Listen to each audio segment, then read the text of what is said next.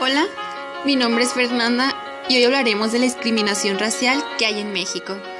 Es frecuentemente asociada únicamente con la discriminación en contra de las personas indígenas.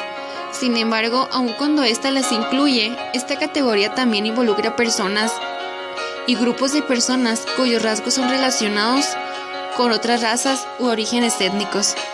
La discriminación por motivos de raza, origen étnico o apariencia física, reflejada en acciones que niegan o restringen el goce de los derechos, es un fenómeno que en nuestro país está muy arraigado, tanto en las instituciones, reflejadas por ejemplo en los obstáculos para acceder a servicios de salud, educación, y también como en las prácticas sociales que definen relaciones desiguales de la contratación y empleo. Por mencionar alguna, con la consecuencia de la negación de la diversidad que es constitutiva de una sociedad como la nuestra. En nuestro país, datos recientes muestran que existe la percepción de que a las personas se les insulta por su color de piel.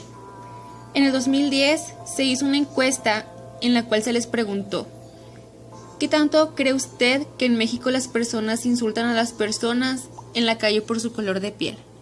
Las cuales un 54.8% respondieron mucho y algo, un 24.9% dijo que poco, un 17.5% dijo que nada y por último un 2.8% se repartió en no sabe y no contestó. México, los acuerdos internacionales y la normatividad interna.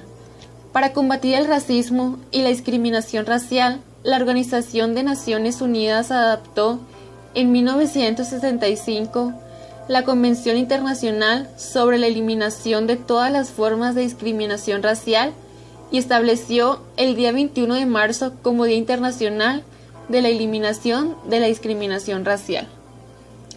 En su artículo primero, la Convención establece que la discriminación racial denotará toda distinción, exclusión, restricción o preferencia basada en motivos de raza, color, linaje u origen nacional o étnico, que tenga por objeto o por resultado anular o menoscabar el reconocimiento, goce o ejercicio en condiciones de igualdad de los derechos humanos y libertades fundamentales en las esferas política, económica, social, cultural o en cualquier otra esfera de la vida pública.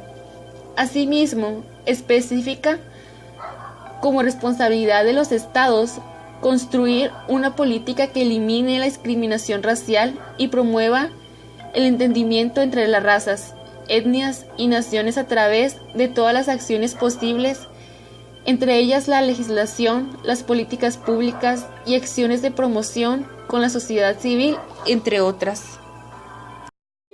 Discriminación en contra de la población indígena.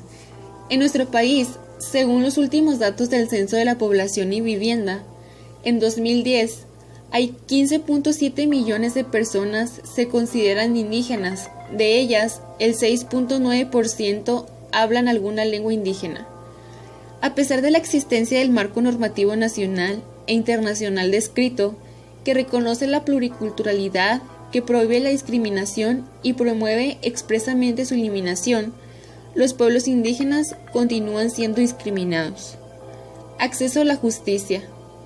En materia de acceso a la justicia, tal como lo definió el representante de la oficina en México del Alto Comisionado de las Naciones Unidas para los Derechos Humanos, la situación de desventaja y vulnerabilidad en la que se encuentran los pueblos y comunidades indígenas en México se hace aún más patente y grave cuando estos acuden o se ven obligados a enfrentarse al sistema de procuración e impartición de la justicia. En el capítulo sobre los pueblos indígenas del Diagnóstico Nacional de los Derechos Humanos en México del 2003, se reconoce que los pueblos indígenas han denunciado ser víctimas de discriminación, vejaciones y abusos. Discriminación racial en contra de la población afrodescendiente en México. El problema más importante que enfrenta la población afrodescendiente en nuestro país es el de la invisibilidad. La falta de datos estadísticos impide, entre otras cosas, el diseño de políticas públicas creadas específicamente para atender a este grupo de población y contrarrestar el estado de desigualdad y marginación en el que actualmente se encuentran. La invisibilidad permite y favorece la violación de derechos, el abuso y la discriminación que, por su parte, fomentan formas de exclusión inaceptables en nuestra democracia. Hoy en México, y de manera injustificable, la población afrodescendiente sigue siendo excluida, pues no tiene la oportunidad real de formar parte del tejido social, a partir de la igualdad que haría de nuestro país un país realmente justo e incluyente. Conclusiones.